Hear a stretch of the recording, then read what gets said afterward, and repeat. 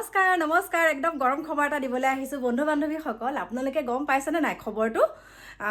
মই কিন্তু খবৰটো পাই মোৰ মনটো ইমান ভাল লাগিছে, কাৰণ মই এই কথাটোৰ ওপৰত আজি 3 দিনমানৰ আগতে এটা ভিডিঅ' বনাইছিলোঁ। তাৰপিছত হঠাতে যেতিয়া মোলৈ শ্বেয়াৰ কৰিছে ভিডিঅ'টো, যে একদম আপোনাৰ মানে ভিডিঅ'টোৱে কাম দিলে, অৱশেষত একদম হাৰ মানি গ'ল। আৰু কোনে হাৰ মানিছে বাৰু আপোনালোকে গম পাইছেনে?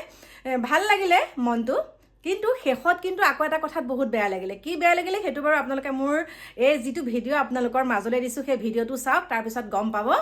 আৰু সঁচাকৈ দেই, মানে আমাৰ হিয়াৰ আমঠু ঢুকাই যোৱাৰ পাছতো কিন্তু মানে এটা দুষ্ট চক্ৰই তেওঁৰ নামত কোটি কোটি টকা এই মুহূৰ্তলৈকে লুটি আছে। কোটি কোটি টকা আমাৰ হিয়াৰ আমঠু জীয়াই থাকোঁতেও মানুহক সহায় কৰিলে, আৰু মৃত্যুৰ পাছতো বহুতজনক তেওঁ সংস্থাপন দিলে। যেনেকৈ ধৰক আমাৰ জুবিন ক্ষেত্ৰত চাওক, বন্তি বিক্ৰী কৰি হ'লেও, গামোচা বন্তি বিক্ৰী কৰি হ'লেও কিমান লোকৰ তাত সংস্থাপন হৈছে ন, ঘৰখন চলাব পাৰিছে।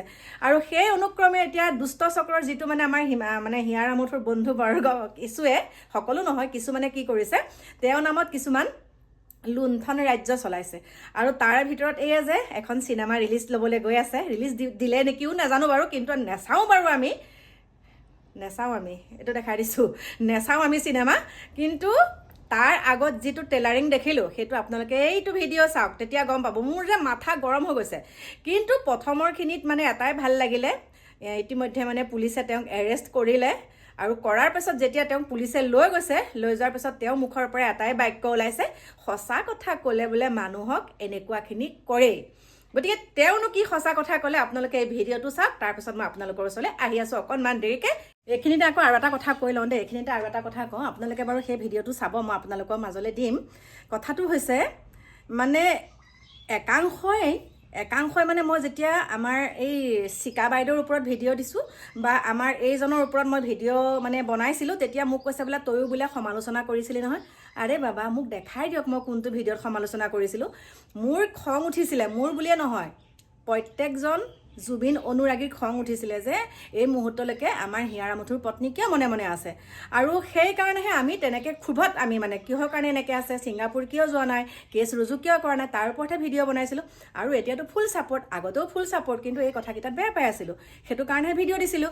আৰু তাৰ বাদেও এটামান বেয়াকৈ আমাৰ হিয়াৰ আমঠুক যেতিয়া বেলেগে কৈছিলে, প্ৰথম প্ৰতিবাদ কৰা মানুহগৰাকী মই প্ৰথম প্ৰতিবাদ কৰিছোঁ। আৰু যেতিয়া আমাৰ এই ভূঞাই, আমাৰ এয়া কি ভূঞা বুলি ক'ম আৰু, সাংবাদিক ভূঞা মানুহজনটো আপোনালোকে গমেই পাইছে, ইতিমধ্যে পুলিচে এৰেষ্ট কৰিছে তেওঁ মানে যিটো লিখনি দিছে, প্ৰথম সেই লিখনিটোৰ পাছদিনাখন ভিডিঅ'টো মই বনাইছোঁ, যে এইজনৰ ইমান সাহস ক'লে গ'ল, কিয় হ'ল, এইজনৰ ইমান সাহস ক'ত পালে, যে এইজনে পাবত গজা সাংবাদিকজনে ইমান সাহস ক'ত পালে, যে আমাৰ হিয়াৰ আমঠুৰ কিমান সময় হোটেলৰ কোঠাত আছিলে, কিমানখিনি মদ খাইছিলে, কিমানখিনি কি কৰিছিলে, সেইখিনি তেওঁ যে তেনেকৈ দিছে।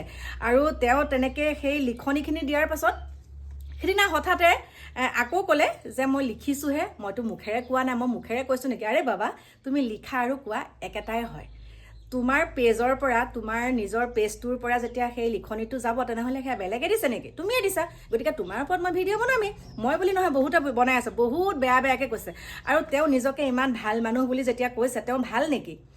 আজিলৈকে আমাৰ হিয়াৰ আমঠু আমাৰ মাজৰ পৰা কায়িকভাৱে নাইকিয়া হৈ গ'ল, কিন্তু তেওঁ মদৰ গিলাচটো লৈ পেলাই কাৰোবাৰ লগত মানে অ'পেন মানে লাইভ আহি পেলাই মদৰ গিলাচ লৈ কথা পতা দেখিছিলে নেকি? দেখিছিলে নে? মানে খাই মদৰ গিলাচ, কিন্তু তেওঁ দেখোন মদৰ গিলাচটো লৈ পেলাই তেনেকুৱাখিনি কৰে। জুবিনক যে মদাহী আখ্যা দিছে, তেওঁ নিজে কি? তেওঁতো মদাহী। গতিকে মদ খালে বুলিয়ে মানুহজন বেয়া হৈ যাব নোৱাৰে। আৰু কোনেও মানে এই চৰিত্ৰৰ দুখটো যে, আমাৰ যে হিয়াৰ আমঠুক চাৰিত্ৰিক দিশত যে এতিয়া বহুতে কথা কৈছে, একেবাৰে এতিয়া অধিবক্তালৈকে মানে, আৰু আমাৰ প্ৰেমলতাৰ যি দুজন অধিবক্তা আছে, তেওঁলোকেও কৈছে যে আমাৰ হিয়াৰ আমঠু গাতহে ভুল, কাৰণ এইগৰাকী হৈছে উঠ চেপিলে গাখীৰ ওলোৱা।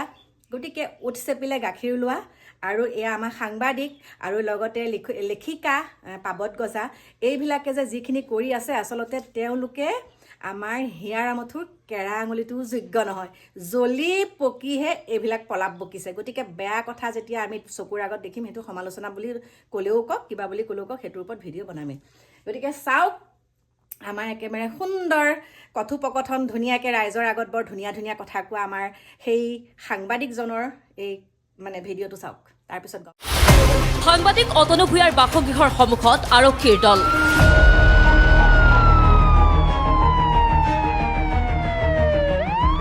ৰাজ্যজুৰি প্ৰতিবাদ সাব্যস্ত কৰা হৈছে অতনু ভূঞাৰ বিৰুদ্ধে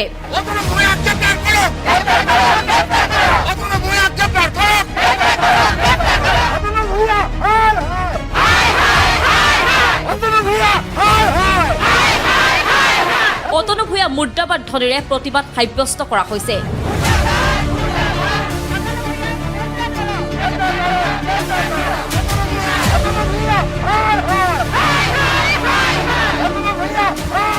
গ্ৰেপ্তাৰ হ'ল সাংবাদিক অতনু ভূঞা